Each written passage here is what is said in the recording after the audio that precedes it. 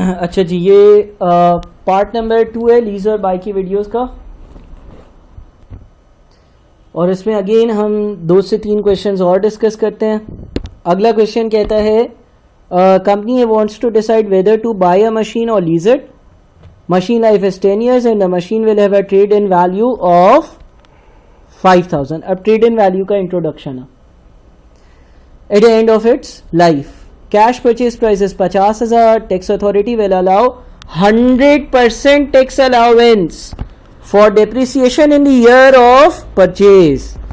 Tax authorities ने बोला है भाई जितने की चीज खरीदी है उस पर जितना टैक्स बनता है ना, पहले साल उसका टैक्स अलाउंस आपको मिल जाएगा। यानी कि टैक्स डेप्रिसिएशन, या एक तरह से तुम ये कह सकते हो कि टैक्स वाले के हिसाब से इस मशीन की useful life is 1 year, because वो पहले ही साल में आपकी सारे टैक्स डेप्रिसिएशन का बेनिफिट आपको दे रहा है। Company can also lease the asset. The lease rentals will be payable eight the end of each year at ₹8,000 per annum. Rentals is a tax allowable expense. Discount rate is 9%, tax rate 30%. Determine whether company should buy the asset or lease it. तो जल्दी जल्दी से इसको solve करते हैं। ऐसे ही 2 सवाल हम कर चुके हैं, तो थोड़ा सा स्पीड में तेजी दिखाते हैं। देखो कैश फ्लोज को अगर मैं बाय ऑप्शन के हिसाब से ड्राफ्ट करूं तो ईयर 0 होगा, ईयर 1 होगा और ईयर 10 होगा। ईयर 0 पर आपने 50,000 रुपये जो है वो पे कर इस मशीन को परचेज किया, करेक्ट। अच्छा, ईयर नंबर 1 क्या है? पहले साल का आखिर। पहले साल के आखिर में क्या हुआ सर? टैक्स वाले ने बोला 50,000 मल्टीप्लाइड बाय 100%, यानी कि 50,000। ये जितना भी है ना, ये पहले साल की आपकी टैक्स डेप्रिसिएशन है, सारी हम अभी काउंट कर रहे हैं। तो टैक्स बेनिफिट उसका 30%, 50,000 का 30%, यानी कि 15,000 का टैक्स बेनिफिट हो गया। ईयर नंबर 10 पे क्या हुआ? ईयर नंबर 10 पर आपने मशीन 5,000 में बेची है, 5,000 में बेची तो 5,000 का कैश इनफ्लो, लेकिन इस पर फिर टैक्स भी लगेगा 30% टैक्स लगेगा। तो 5,000 का 30% जो है वो बन जाता है आपका 1,500। 1,500 का जब टैक्स लगेगा तो आफ्टर टैक्स जो आपके पास नेट जो कैश इनफ्लो होगा वो 3,500 होगा। नेट कैश इनफ्लो जो है वो 3,500 होगा। डिस्काउंट रेट 9% का है, 1 यहाँ पर आएगा, फिर 1 डिवाइडेड बाई 1.09 यानी कि 0.917 आएगा, और उसके बाद फिर 1 डिवाइडेड बाई 1.09 की पावर 10 यानी कि 0.422 आएगा। प्रेजेंट वैल्यूज निकालने के लिए 50,000 इंटू 1 इज नेगेटिव 50,000।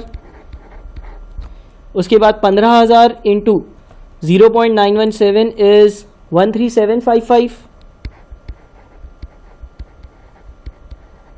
उसके बाद 3,500 इंटू 0.422 इज 1477।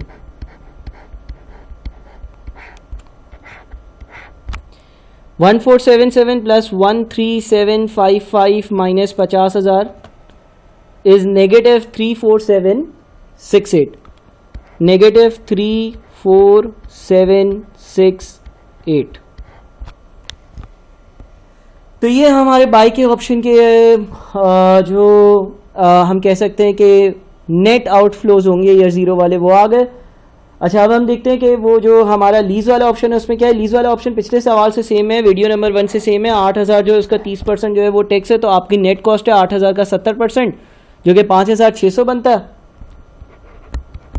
और जो आपके पास 5,600 बन रहा है, इसको आप मल्टीप्लाई कर दो 1 minus 1 plus 9% power minus 10 divided by 9% से, बिकॉज आप इसकी करोगे डिस्काउंटिंग, ठीक है ना। तो 1.09 की power minus 10, 1 minus answer upon 0.09 into 50,000। यह आपका 1.09 पावर माइनस 10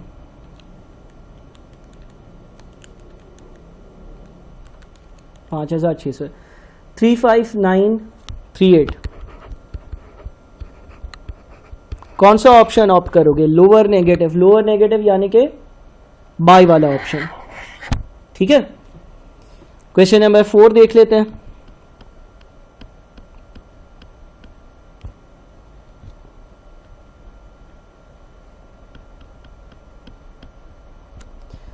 अच्छा जी, क्वेश्चन नंबर 4 जो है इसमें लिखा हुआ है AJ limited enters into a finance lease for 5 years, the value of the asset is $50 million, 50 million का एक एसेट है. AJ will make a payment of $14.44 million in advance at the time of entering into lease contract and thereafter $9 million per annum at the end of each year. The interest rate implicit in the lease contract is 8.4%. Tax relief is available on the interest element of the finance lease payments.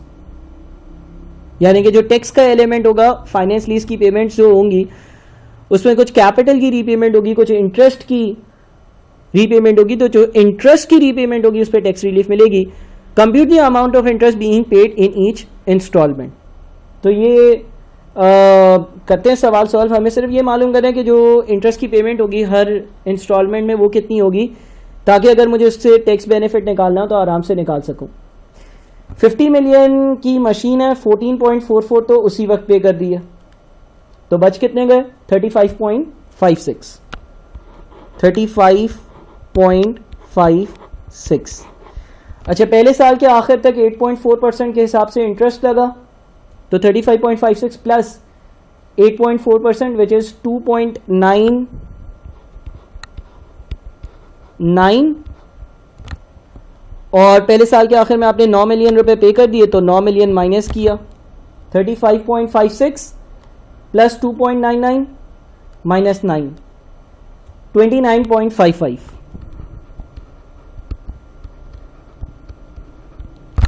इसके बाद क्या हुआ भाई, 29.55 जो है उस पर 8.4% का interest, 29.55 into 8.4% which is 2.48.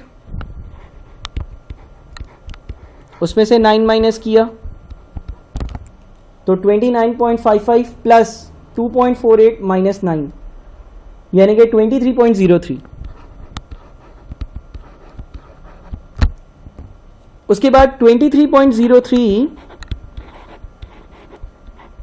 Plus 8.4%, 23.03 multiply by 8.4% बन जाता है 1.93 सॉरी. उसमें से 9 माइनस किया तो 23.03 प्लस 1.93 माइनस 9, 15.96. उसके बाद 15.96 इसमें ऐड होगा 8.4% जो कि 1.34 बनता, माइनस किया 9, तो 15.96 प्लस 1.34 माइनस 9, 8.3. उसके बाद 8.3 प्लस 8.4% जो कि 0.7 बनता है तकरीबन, और 9 मैंने पे कर दिए तो 0 बचा. ये वर्किंग कब करनी पड़ेगी, जब किसी सवाल में बात हो रही हो फाइनेंस लीज की और ये बात लिखी हुई हो कि जो टैक्स रिलीफ है वो सिर्फ और सिर्फ इंटरेस्ट वाले अमाउंट पर मिलेगी. यानी कि ये जो अमाउंट यहां पर आ रहा है इस पर टैक्स रिलीफ मिलेगी, पूरे अमाउंट पर टैक्स रिलीफ नहीं मिलेगी. तो इस तरह की हमें जो है वो एक वर्किंग करनी पड़ेगी. ठीक है भाई. अच्छा, अगले सवाल पर चलते हैं. अच्छा भाई, ये कॉम्प्रिहेंसिव सवाल है, देखते हैं कि इसमें क्या लिखा हुआ है. AB is a spin-off company from a major South American university. AB works with large manufacturing companies to find effective ways to reduce carbon emissions. Revenue was $300 million in the year ended 30th June 2010, and the company is expected to earn its first profit in the year ending 30th June 2011. Demand for its services is very high in a market which is developing very rapidly. A proposal to invest in specialist equipment has been appraised and shows a positive net present value using the company's weighted average cost of capital. The specialist equipment will cost $50 million. जो equipment मैं purchase करने जा रहा हूं वो कितने की आएगी? 50 मिलियन की. And is estimated to have a useful economic life of 5 years with no residual value. The equipment will need to be installed on 1st July. 3 alternative methods of financing the equipment are being considered, each of which will commence on 1st of July 2011. These are as follows. यानी कि जो 50 million की equipment मुझे ख़रीदनी है उसके लिए मेरे पास 3 ऑल्टरनेटिव्स हैं. ऑल्टरनेटिव नंबर 1 है buy the equipment outright on 1st July 2011. आज ही खरीद लो. Funded by a 5 years bank borrowing that has an after tax cost of debt of 7% per annum. और इसकी फंडिंग कैसे करो? एक लोन से जो 7% पर आपने एक्वायर करो. ठीक है ना. तो ये कह सकते हैं हम कि ये बाय वाला ऑप्शन है. अच्छा जी, उसके बाद क्या? ऑल्टरनेटिव नंबर 2 है enter into a finance lease. Enter into a finance lease यानी कि आप फाइनेंस लीज में एंटर हो जाओ. AB will make a payment of $14 million in advance. इस केस में $14 million जो है वो हम एडवांस में पे करेंगे. And then 5 further annual payments of $9 million on 1st July each year. 14 million advance में और 9 मिलियन जो है वो हर साल पहली जुलाई वाले वक्त. Starting in 2012. मशीन खरीदी है 2011 में यानी कि 1 साल बाद पहली पेमेंट है. The interest rate implicit in the finance lease has been calculated to be approximately 8.4% and the implied interest has been calculated as follows. Implied interest ये जो लिखा हुआ है ना ये हमने खुद कैलकुलेट कर लिया था बिकॉज अब आईकेप का सवाल आएगा तो वो ये वाली वर्किंग भी आपसे करवाना चाहेगा. ये लीज और बाय के अभी पिछले सवाल में हमने किया तो वो इसी सवाल की वैल्यूज़ थी. अगर तुम देखते हो इस टेबल में भी 3 मिलियन 2.52 1.4 और 0.7 आ रहा है. Tax relief is available on both the accounting depreciation. सुनो, tax relief is available on both the accounting depreciation and the interest element of the finance lease payments. यानी कि टैक्स वाला आपको रिलीफ 2 चीजों पर देगा. एक तो अकाउंटिंग डेप्रिसिएशन, दूसरा जो पेमेंट्स में इंटरेस्ट का एलिमेंट है उस पर. फिर आ जाते हैं ऑल्टरनेटिव नंबर 3 पर. ऑल्टरनेटिव नंबर 3 क्या है? Enter into a lease that is classified as an operating lease. अच्छा, तो देखो इस सवाल में तीनों चीजें टेस्ट हो रही है ना. ऑल्टरनेटिव नंबर 1 यानी कि बाय, ऑल्टरनेटिव नंबर 2 यानी कि फाइनेंस लीज, ऑल्टरनेटिव नंबर 3 यानी कि operating lease. Enter into a lease that is classified as an operating lease for tax purposes. AB will make payments of 16.5 million annually in arrears for 3 years. With the first payment on 1st July, it is possible that on termination of the lease, a new operating lease will be available for 2 further years for more advanced equipment at an estimated cost of 15 million per annum payable in arrears. यानी कि ये तीसरा option operating lease के लिए. Other information में क्या है जनाब? अदर इन्फॉर्मेशन में बहुत सारी और बातें हैं. अदर इन्फॉर्मेशन में बोलता है AB's accounting policies to depreciate a specialist equipment on a straight line basis over its economic useful life. ठीक है, तो इसने डेप्रिसिएशन की पॉलिसी बता दी, स्ट्रेट लाइन है. Income tax rate is 25% and is paid at the end of the year in which the taxable profit arises. Tax rate बता दिया 25% है. A tax depreciation allowance is available on a straight line basis over the economic life of an asset. ये भी इसी तरह से जिस तरह से अकाउंटिंग डेप्रिसिएशन है. Due to the nature of the specialist equipment maintenance cost are expected to be fairly high at $2 million a year payable at the end of each year. These will be the responsibility of AB under the terms of the finance lease and with an outright purchase. However, maintenance cost will be the responsibility of the lessor under the terms of the operating lease. यानी कि अगर आप operating lease opt करोगे तो ये आपका extra 2 million का cash outflow नहीं होगा. हाँ, फाइनेंस लीज में या पहले वाले बाय वाले ऑप्शन में ये आपका एडिशनल कैश आउटफ्लो यकीनन होगा. Recommend which of the 3 alternative financing methods should be chosen. कौन सा हम फाइनेंसिंग मेथड जो है वो इन तीनों में से सेलेक्ट करें, चूज करें. तो हम बारी बारी तीनों की वर्किंग करते हैं. सबसे पहले मैं आउटराइट जो हमारी परचेज है उसकी वर्किंग करता हूं. अच्छा, इस एसेट की जिंदगी कितनी है जनाब? इसकी जिंदगी है 5 साल. अब मैं जल्दी से ज़रा वर्किंग कर देता हूं और वो वर्किंग ऐसी होगी कि ईयर नंबर 0 है. ईयर 0 पर आउटराइट परचेज में, यानी कि मैं बाय करने अगर जाऊंगा, इसको खरीदने जाऊंगा, तो मैं पे कर दूंगा 50 मिलियन. ऐसा ही है, 50 मिलियन पूरे चले जाएंगे.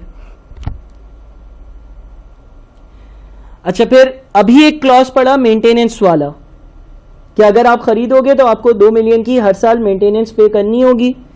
टैक्स का रेट है 25%. तो मेंटेनेंस की जो नेट कॉस्ट बन गई 2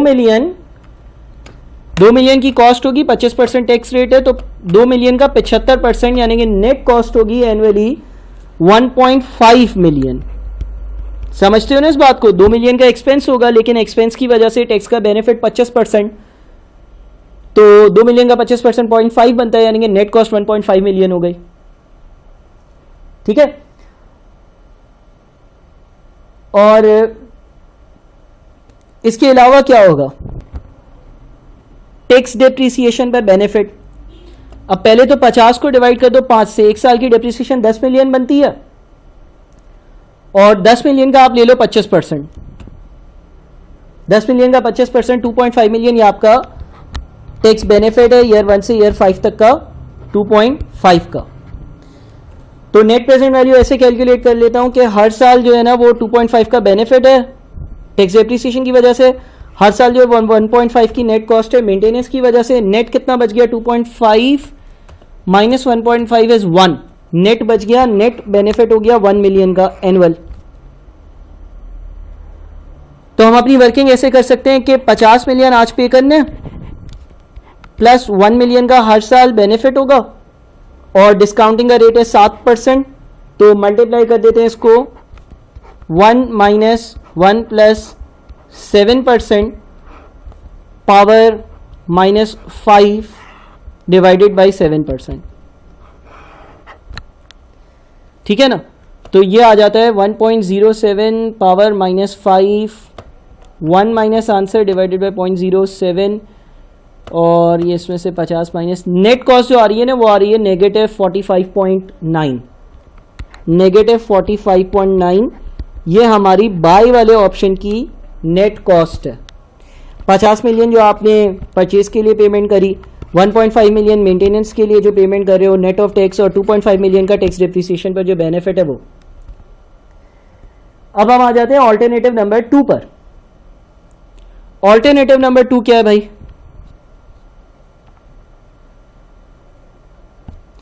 ऑल्टरनेटिव नंबर 2 के कैश फ्लोज ड्राफ्ट करते हैं जल्दी से. Year number 0, year number 1, year number 2, year number 3, year number 4, year number 5. 5 साल है.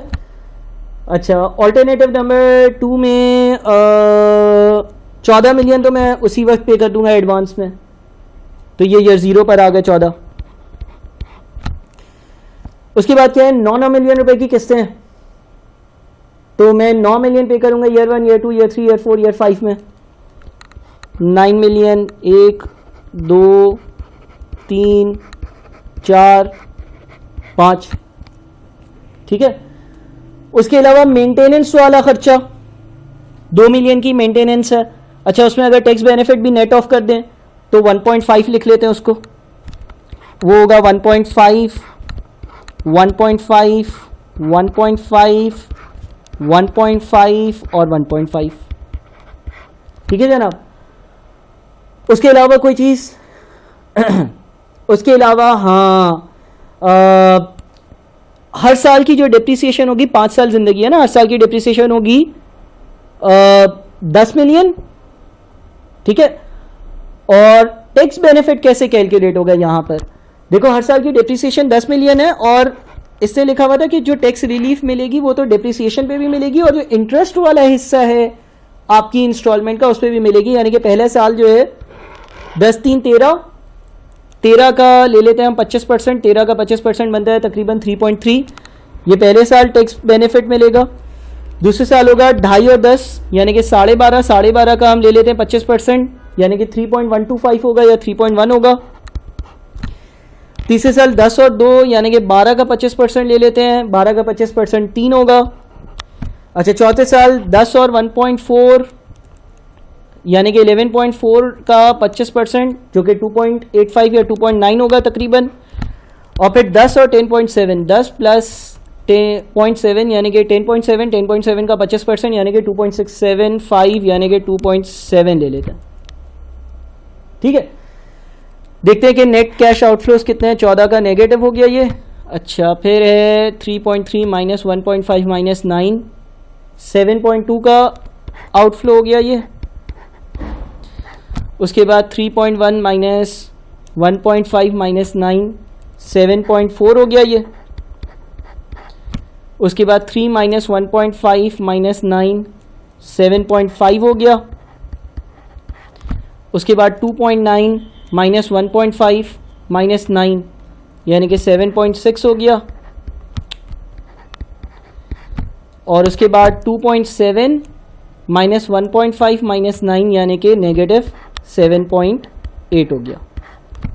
ठीक है, और अब इसकी डिस्काउंटिंग करते हैं। 7% का डिस्काउंट रेट है, 7% का डिस्काउंट रेट है और इस पर अगर हम डिस्काउंटिंग करते हैं तो भाई आप डिस्काउंटेड वैल्यू निकाल लीजिएगा कि डिस्काउंटेड वैल्यू कितनी आ रही है। मैंने कैश फ्लोज को ड्राफ्ट कर दिया, चले मैं जल्दी से कर दूँ। Calculate discounted value 7.2 divided by 1.07 plus 7.4 divided by 1.07 का स्क्वायर प्लस 7.5 डिवाइडेड बाई 1.07 का क्यूब